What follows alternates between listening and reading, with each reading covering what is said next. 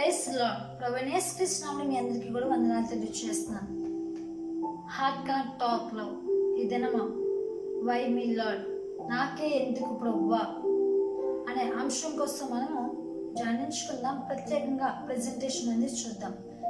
ఏంటి అంటే why me lord అనగా నాకే ఎందుకు ప్రభువా ఈ సమస్య, లేకపోతే నాకే ఎందుకు ఈ దుఃఖం, నాకే ఎందుకు ఈ బాధ, రోగం, వేదన, సమస్య, నింద, అవమానం అని ప్రతి ఒక్క మనిషి అనుకుంటుంటారు.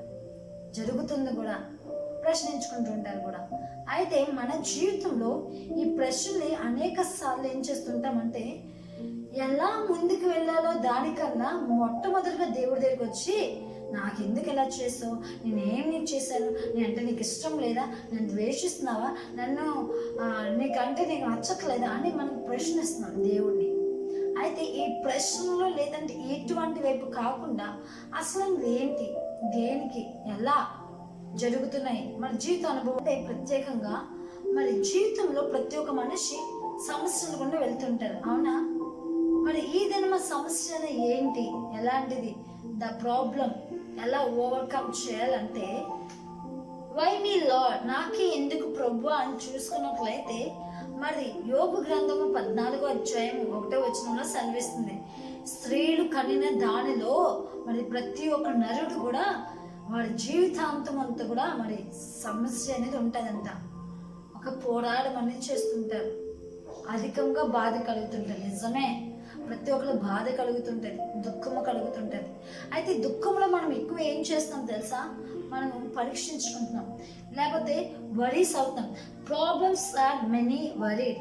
మనం ఎక్కువ ప్రాబ్లమ్స్ అన్ని వాటికి మనం ఎక్కువ వరీ అయిపోతాం, కంగారు పడిపోతాం, భయం పడుతుంటాం, ఆందోళన వచ్చేస్తుంటుంది. ఏమైపోద్దో, ఏం జరుగుతుందో, ఎలా అవుతుందో, టెన్షన్ ఎక్కువ అయిపోతుంటుంది. కాబట్టి ఈ వరీస్ని మనం ఎక్కువగా పెట్టుకొని మరి ముందుకు వెళ్ళడానికి ఉంటుందంటే అనేక సార్లు ముందుకు వెళ్ళాం. ఎందుకు అనగా మరి అదే మన మానసికంగా అనేక సార్లు తినేస్తుంటుంది.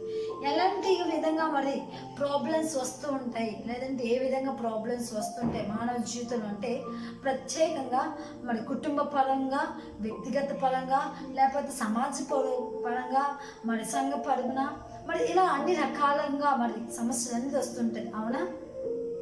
ప్రతి ఒక్కరి సమస్యలు వస్తుంటాయి.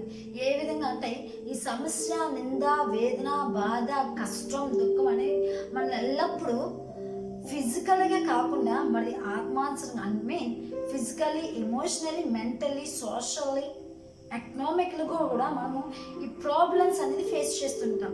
సో ఈ ప్రాబ్లమ్స్ వచ్చినప్పుడు మన దేవుని వై మీ లార్డ్, నాకే ఎందుకు ప్రభు అని మనం ఏం చేస్తుంది, ప్రశ్నిస్తుంటాం. సో ఈ ప్రశ్నలో ఒక విషయం చెప్పాలని ఇష్టపడుతున్నాను.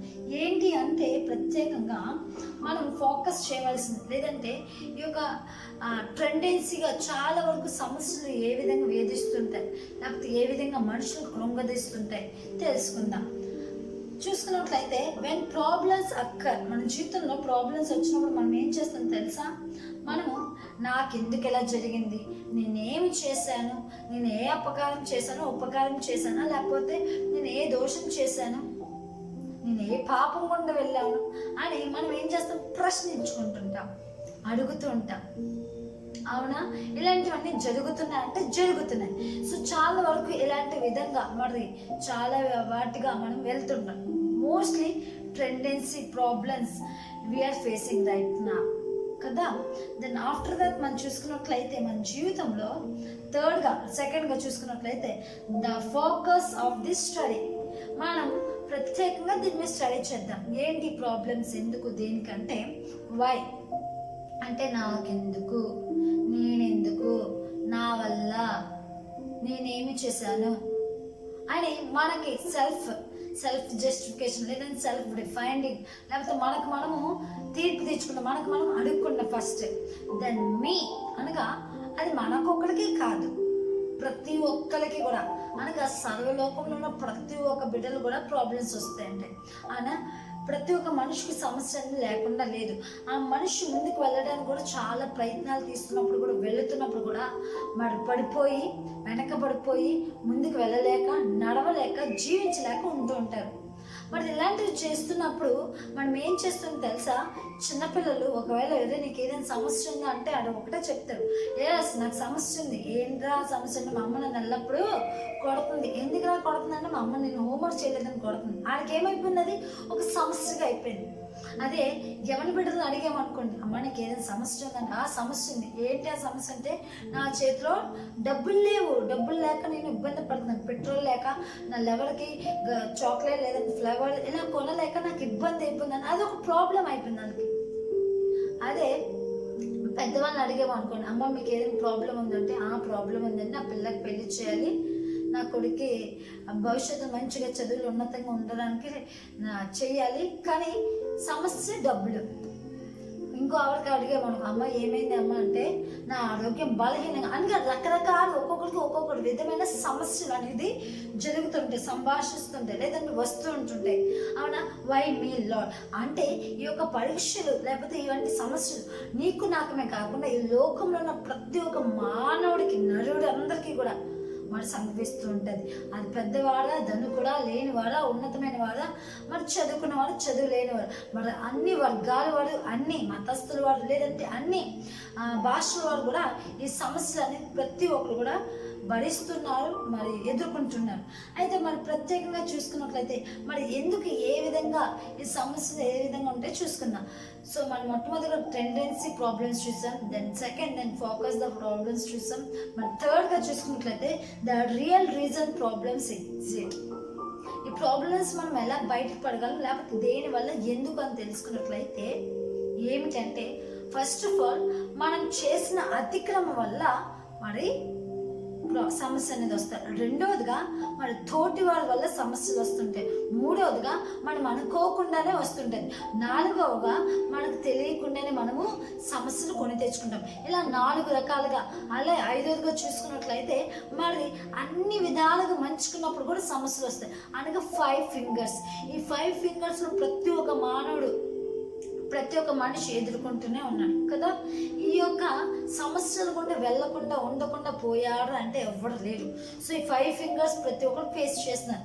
సో దాని తర్వాతగా చూసుకున్నట్లయితే మనం ఏం చేస్తాం, దేనికి ఎక్కువ టెన్షన్ పడతామంటే, చాలా వరకు ఈ సమస్య రావడం వల్ల, లేకపోతే ఈ కష్టం రావడం వల్ల మనమేమో దాన్ని కాన్సన్ట్రేట్ చేయలేం, స్టడీస్ మీద చేయలేం, లేకపోతే మన వర్క్ మీద ఫోకస్ చేయలేం. ఎందుకు? సమస్య మనల్ని వేధిస్తుంటుంది, బాధపరుస్తుంటుంది, మనకి కృంగదీస్తుంటుంది. ఇన్స్టెడ్ ఆఫ్ నేను ఒకరిని అడగాలని ఇష్టపడుతున్నాను, ఇది ప్రశ్నించేదానికన్నా ముందుకు ఎందుకు రాకూడదు? ప్రశ్నించి దానికన్నా పరిష్కారంకి ఎందుకు వెళ్ళకూడదు అని నేను అడగాలని ఇష్టపడుతున్నాను. నిజమే, మనం ప్రశ్నిస్తాం కానీ పరిష్కారంగా చూడం. చాలా వరకు ప్రాబ్లమ్స్ మన ఆఫీస్లో, ఇంట్లో మరి అన్ని రకాలుగా వస్తుంటాయి. అవునా? చింతపడుతుంటాం, అయిపోయింది నా లైఫ్ ఇక్కడ అయిపోయింది, ఈ ప్రాబ్లమ్ ఫేస్ చేయాలని కమిటింగ్ సూసైడ్ చేసుకుంటున్నారు. చాలా వరకు మరి నిందించేస్తున్నారు. చాలా వరకు ఆ ప్రాబ్లం వాడే కొని తెచ్చారు కాబట్టి వాడిని నేను చంపేయాలి అని చెప్పేసి ఇలాంటి అత్యాచారాలు, లేదంటే ఇలాంటి దుర్మార్గ పనులు, ఇలాంటి క్రియలు, లేదంటే ఇలాంటి ఆలోచన చేస్తున్నారు.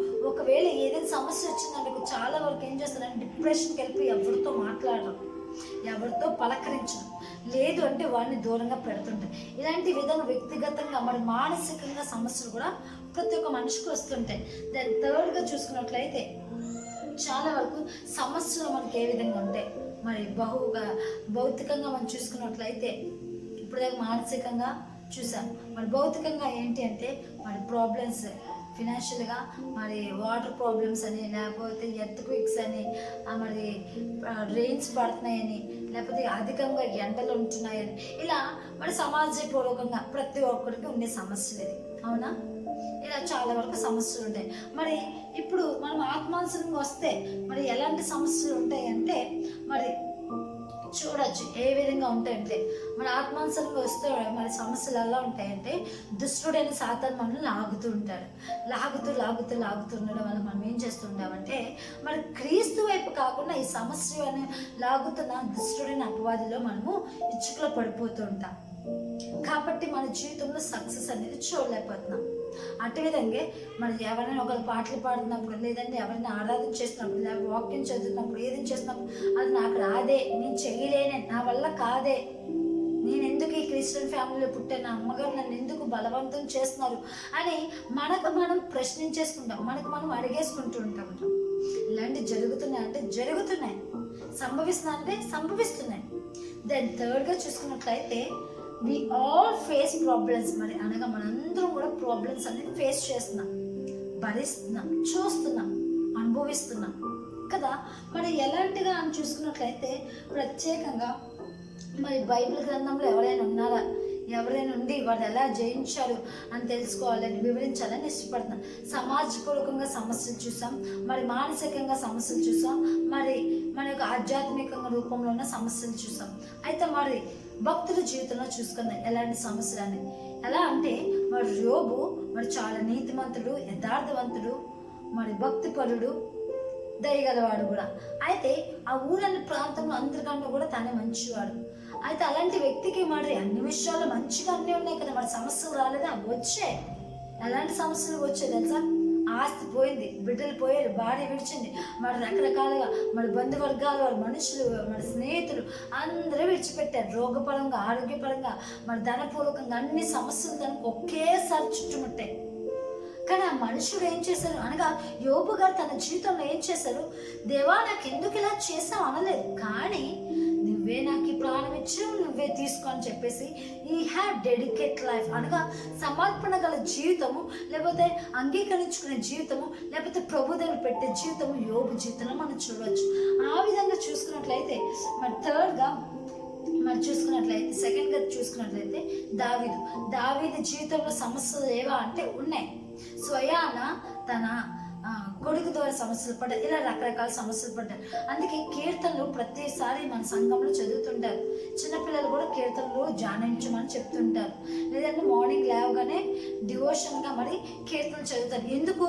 దావీదు తన జీవితంలో అనుభవించిన వాటిని క్రియారూపకంగా, అనుభవపూర్వకంగా, వ్యక్తిగతంగా రచించారు. కాబట్టి మనము మరి రానున్న తలంలో లేదంటే ప్రస్తుతం ఉన్న దినంలో మరి అలాంటి శోధనలో పడకుండా, లేదంటే అలాంటి సమస్యలు పడకుండా మరి జాగ్రత్త వహించాలని మరి మనం ధ్యానిస్తుంటాం. మరి దావీదు జీవితంలో చూసుకున్నట్లయితే తను కొట్టబడ్డాడు, నిందింపబడ్డాడు, దూషింపబడ్డాడు, వెలివేయబడ్డాడు, ఇలా చాలా రకాలమైన సమస్యలు దావీదు జీవితంలో జరిగాయి. దెన్ థర్డ్గా చూసుకున్నట్లయితే మరి థర్డ్గా అయితే అపొస్తలుల కార్యాలు మరి 9వ అధ్యాయంలో చూసుకున్నట్లయితే సౌలా అని పిలిచి పౌలుగా మారాడు. అవునా? సౌలా నన్ను ఎలా హింసిస్తున్నావు, నన్ను ఎలా దూషిస్తున్నావు అంటాడు ప్రభు. అవును, హింసకుడు, దూషకుడు, పూర్వము అందరినీ హతం చేయగల మనస్సు గల వ్యక్తి. కానీ అలాంటి వ్యక్తి ఏమయ్యారు తెలుసా? మన ప్రభువుని అంగీకరించారు. ప్రభువుని అంగీకరించిన కూడా చాలా సమస్యలు లేకుండా పోయారు. లేవు, సమస్యలు వచ్చాయి. ఎలాంటి సమస్యలు అంటే కొట్టివేయబడ్డాడు, నిందింపబడ్డాడు, వెలివేయబడ్డాడు, ఇలా చాలా రకాలుగా మరి భరించున్నాడు. ఉపవాసములతో తిండి లేక మరి చాలా రకాలమైన సమస్యలు భరించారు. అవునా? చాలా పడ్డారు. పౌలు గారి జీవితాన్ని మనం చూడవచ్చు. ఇటు విధంగా చూసుకున్నట్లయితే మరి కొరింథీయులకు రాసిన 2వ అధ్యాయం మరి 11వ అధ్యాయం 22 నుంచి 33 వరకు మనం ధ్యానిస్తే మరి పౌలు గారి జీవితంలో అనుభవించిన ఆ కష్టాలు అనేది లేదంటే ఆ శోధనలు అనేది మనం చూడవచ్చు. అయితే ప్రత్యేకంగా మనం చూసుకున్నట్లయితే మనం ఏం చేస్తుంటాం తెలుసా? ప్రస్తుతం ఉన్న దినంలో చాలా వరకు మన ఒపీనియన్ లేదా మన ఆలోచన ఏముంటుందంటే బ్లేమింగ్ గాడ్. దేవుని త్వరగా మనము నిందిస్తాం, ప్రశ్నిస్తాం, అడుగుతుంటాం, నాకు ఎందుకు ఇలా చేస్తావు, నేనేం చేశాను అని. సో నేను ఒకటి చెప్పాలని ఇష్టపడుతున్నాను. Instead of blaming God, trust him.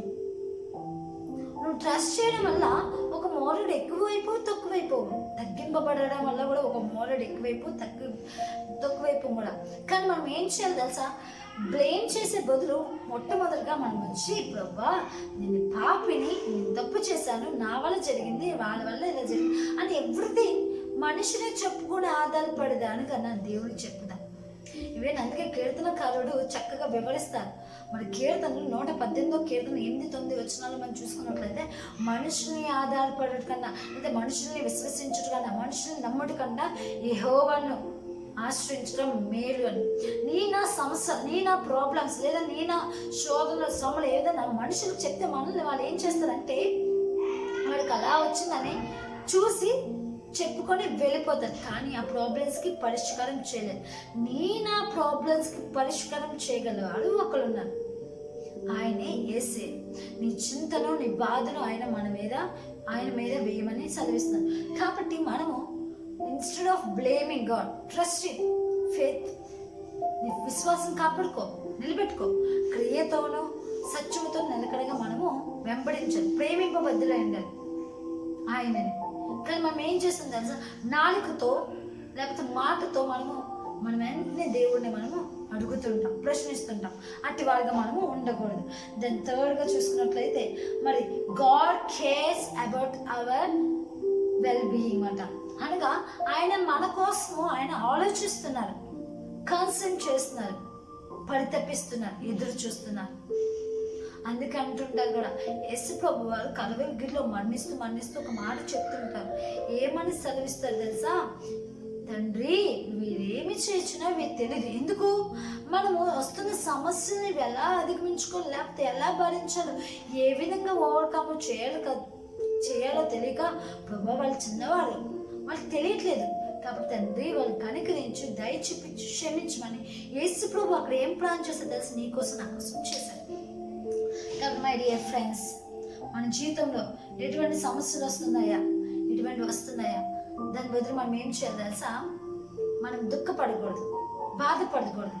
కాబట్టి దేవుడు ఏంది మన మనసుని నిలుపుకోవాలి. మనం చూసుకున్న 5 టెండెన్సీ కదా, 5 ప్రాబ్లమ్స్ అనేది చూసుకున్నాం. Face the problems. ఇలా మన ఫిజికల్గా, ఎమోషనల్, మెంటల్గా మనం చాలా రకాలమైన ప్రాబ్లమ్స్ ఫేస్ చేస్తున్నాం ఈ లోకంలో. కాబట్టి భక్తులైన జీవితంలో కూడా తెలుసుకున్నాం. కాబట్టి మన జీవితంలో, ఆధ్యాత్మిక జీవితంలో మనం ఏం చేయాలి, వాటి ప్రకారం నడుచుకోవాలి. విశ్వాస రూపంగా మనము దేవుడిని బ్లేమ్ చేయకూడదు, కానీ మన దేవుడు ఏందో మన మనసు, శ్రద్ధ, ఆలోచన నిలిపి వాటిని మనం పరీక్షించుకోవాలి. అప్పుడు మాత్రం దేవుడు కార్యాలు అనేది చేస్తారు. హల్లెలూయా, కార్యాలు చేస్తారన్న యేసు వైపు చూస్తే ఇట్టే తొలగిపోతాయంట. కాబట్టి వై మీ లార్డ్ అని అడగకూడదు. ఎవ్రీ వైని కూడా వావుగా మార్చబడతారు.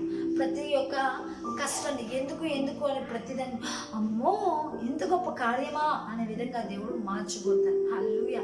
So trust him, believe him, faith upon him. So మన విశ్వాసం, మన యొక్క నమ్మకత్వం, మన యొక్క నిజాయితీ ఆయన మీద కనపడతాం. ఆయన జీవితంలో కార్యాలు చేస్తారు. Thank you so much. మీరందరూ కూడా హార్ట్ కనెక్ట్ టాక్లో బ్లెస్ అవుతున్నారు, బిలీవ్ చేస్తున్నారు. సో ప్రభు మనందరినీ దీవించి ఆశీర్వదించుగాక. ఆమేన్. Thank you.